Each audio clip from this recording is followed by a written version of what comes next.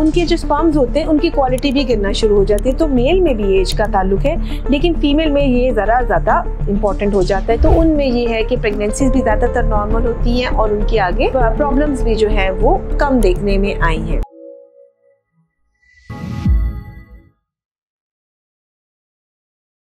अस्सलाम वालेकुम। आज हम बात करेंगे कि जो ख़वातीन हैं, जो फीमेल हैं, उनके लिए शादी की जो सही उम्र है वो क्या होनी चाहिए। वैसे तो ये एक पर्सनल डिसीजन होता है, ये बिल्कुल आपका ज़ाती मामला है। इसमें बहुत सारे फैक्टर्स शामिल होते हैं, यानी आपकी एजुकेशन भी होती है, आपका करियर भी होता है और उसमें इसके अलावा घर वालों का डिसीजन भी होता है। राइट मैच नहीं मिल रहा होता है, टाइम्स आपको अपने मुताबिक रिश्ता नहीं मिल रहा होता। बहुत सारे इश्यूज़ इसके अंदर जो है, फाइनेंशियल इश्यूज़ भी होते हैं, इसमें शामिल होते हैं। ये इतना इजी डिसीजन नहीं होता, लेकिन हम जहाँ पे जो बात करेंगे वो मेडिकल के पॉइंट ऑफ व्यू से बात करेंगे, मेडिकल के कॉन्टेक्स्ट में बात करेंगे कि हाँ, ये वाली एज जो है वो बहुत अच्छी एज है जिसमें खातून की जो है वो शादी हो जानी चाहिए। चूँकि ख़वातीन के ऊपर बहुत बड़ी ज़िम्मेदारी होती है कि उन्होंने आगे फैमिली को लेकर चलना होता है, उन्होंने रिप्रोड्यूस करना होता है, उन्होंने बच्चे पैदा करने होते हैं। तो उसके लिए भी एक राइट एज होती है। क्योंकि हमने ये देखा है कि बहुत कम उम्र में भी शादी की जाए उसकी भी बहुत बड़ी प्रॉब्लम्स हैं, और अगर आपकी लेट शादी होती है तो उसकी अपनी प्रॉब्लम्स होती हैं। तो आपने अपने लिए राइट एज देखनी होती है कि जिसमें जो है, वैसे तो ये बहुत सारे, मैंने जैसे पहले बात की कि हमारे इख्तियार में नहीं होता, लेकिन हमारी कोशिश होनी चाहिए कि इस टाइम के अंदर जो है खातून की शादी हो जानी चाहिए। जहाँ तक आदमियों का ताल्लुक है, आदमियों में भी ये देखा गया है कि अगर उनकी शादी लेट होती है तो उनमें भी बहुत सारे मसाइल का सामना होता है, जिसमें अज़वाजी ताल्लुकात भी शामिल हैं, वो उस तरह से नहीं होते। और सेकेंडली उनके जो स्पर्म्स होते हैं उनकी क्वालिटी भी गिरना शुरू हो जाती है। तो मेल में भी एज का ताल्लुक है, लेकिन फीमेल में ये ज़रा ज़्यादा इम्पॉर्टेंट हो जाता है, क्योंकि फ़ीमेल की जो एग्स बनने की सलाहियत है वो एज के साथ कम से कम होना शुरू हो जाती है। तो हम बेसिकली इस वीडियो में फ़ीमेल्स के ऊपर बात करेंगे। तो राइट एज क्या है? अगर हम बहुत जल्दी शादी करते हैं, बहुत कम उम्र में शादी कर देते हैं, कह लें 19 साल से पहले कर देते हैं तो, या 18 साल से पहले कर देते हैं, तो बहुत सारी ऐसी प्रॉब्लम्स देखी गई हैं, जो मेडिकल इश्यूज़ देखे गए हैं, जो कि कह लें इसको हम चाइल्ड भी प्रेगनेंसीज़ में भी लेबल करते हैं कि बहुत कम उम्र की शादी होती है। इनमें एक्चुअली प्रेगनेंसी के साथ बहुत सारी प्रॉब्लम्स होती हैं, जिनमें नंबर 1 पर होता है कि इनमें ब्लड प्रेशर के इश्यूज़ बहुत ज़्यादा होते हैं, झटके लगने का चांस बहुत ज़्यादा होता है। ये अमूमन इनमें खून की कमी बहुत देखी जाती है। ये उस तरह से अपना ना तो अपना ख्याल रख पाती, चूँकि अभी जहन भी कह लें कि बच्चों वाला होता है, ना तो अपना ख्याल रख पाती है, ना आने वाले बच्चे का ख्याल रख पाती हैं।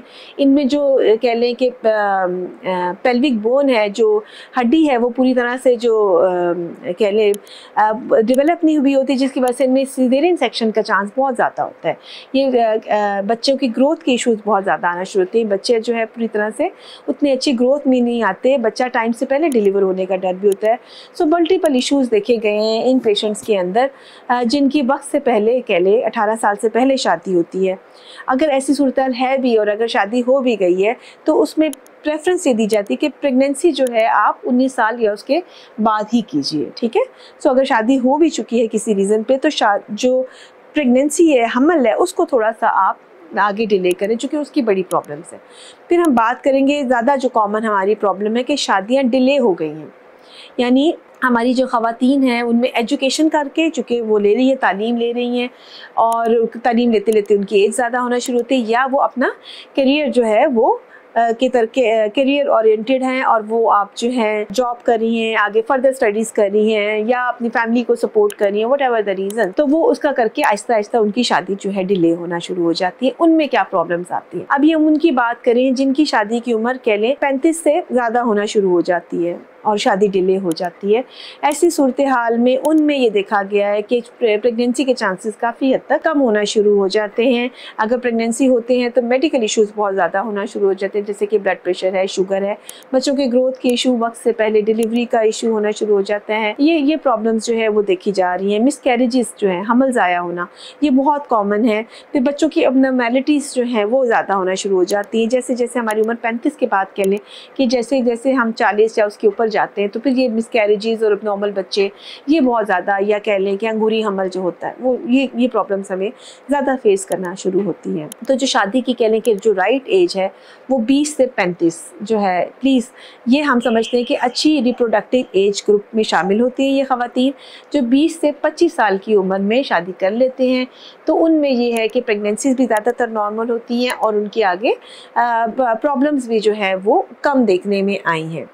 हमने अमूमन देखा है कि जो आपकी लेट शादियां करते हैं लोग, उनमें फिर एंग्जाइटी और स्ट्रेस और ये प्रॉब्लम बच्चे को लेकर भी ज़्यादा पाया जाता है।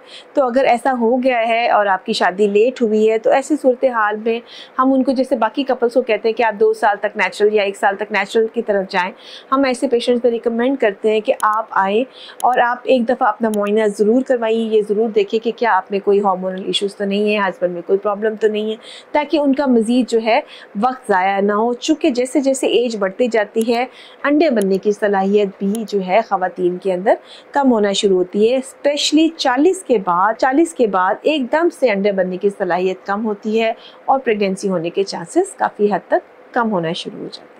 सो राइट एज की बात करें तो 20 से लेकर 35 साल की उम्र को हम समझते हैं कि ये अच्छी एज है जिसके अंदर वुमेन चाहे अपना वो करियर चलाती रहें, अपनी एजुकेशन को कंटिन्यू करते रहें, लेकिन अगर उनके पास ये चांस है तो वो अपनी फैमिली को भी इस टाइम के अंदर ही कंप्लीट कर लें। ये बहुत ज़रूरी है ताकि उनकी प्रेगनेंसी के अंदर कॉम्प्लिकेशंस जो हैं वो कम से कम हो। बहुत सारा ख्याल रखें, दुआओं में याद रखें और इस वीडियो को ज़रूर स्प्रेड कीजिए। शुक्रिया।